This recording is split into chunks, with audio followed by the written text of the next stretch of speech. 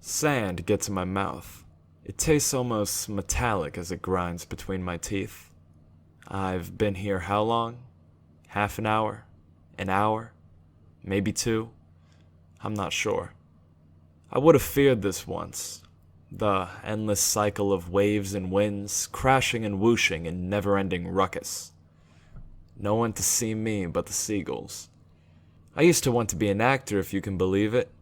18 years old, barely even past high school, but I was off to Los Angeles to follow my dreams. I wanted to be a star. It took a week of hitchhiking before I reached LA, and when I saw it, I knew I'd found my home. Everyone was alive, and I mean really alive. The waiters were writers, the prostitutes were poets, and me? I had dreams of fame and legacy. I got a job at a small boutique not too far from Studio City. That's how I met Arnie. He came in looking at turtlenecks and bragging about his studio connections. I heard a chance at fame and I jumped. I started chatting him up while helping him choose a color. I casually mentioned how I'm an aspiring actor and looking for auditions. He wasn't too interested till I gave him my employee discount. That got me invited for drinks.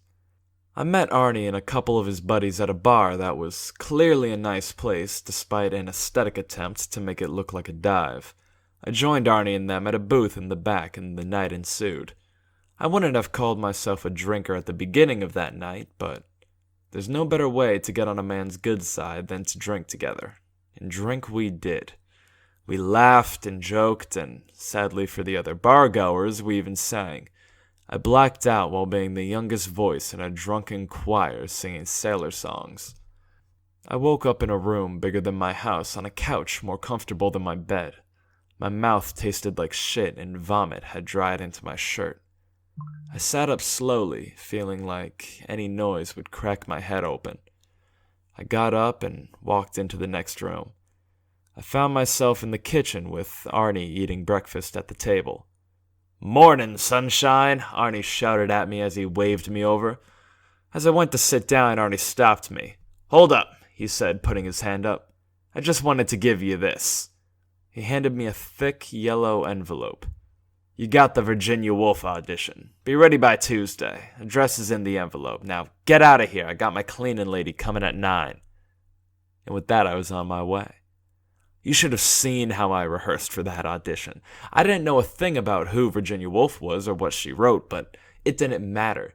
I didn't sleep the whole first night after I got that script. I just stayed up rehearsing. I rehearsed while I worked, rehearsed while I ate. I swear I was rehearsing in my sleep. The day of the audition, I was ready. I walked in and I remember just sitting in that waiting room, the light elevator music playing on a loop, the musty smell from the old couches they had. Finally, they called my name. The audition room was remarkably plain.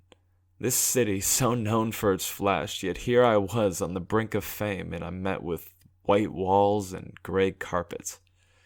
They confirmed my name while looking wholly uninterested in what I was about to do. I knew this was my shot and I might not get another one.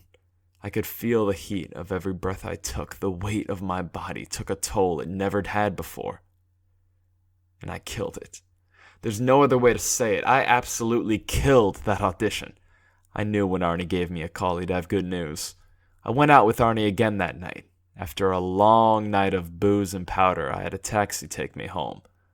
All I can remember is staring out the window and thinking the lights are always brighter in LA.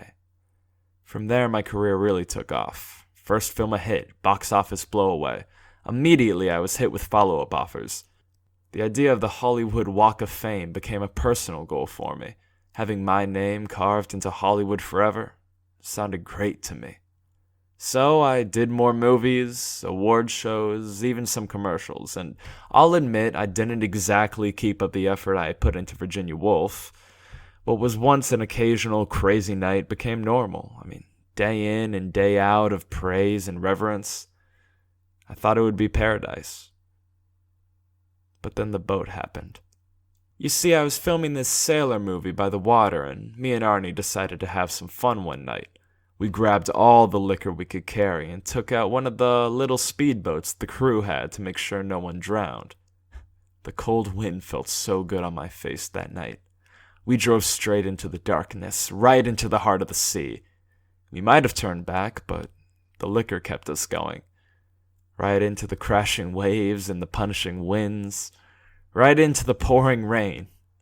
We tried our best. We tried to keep the water out, but it just kept coming and coming and coming. It wouldn't stop. Arnie yelled and cried until he was taken by the sea. I knew my fate was coming soon. The water would take me. Another wave crashed over my head, forcing me under. And the water felt warm before it pulled me into the depths. And now I'm here, on the beach. No worries, no concerns, no connection. Just me. And it's nice here, on the beach. The smell of the sea and the fresh air. It's nice.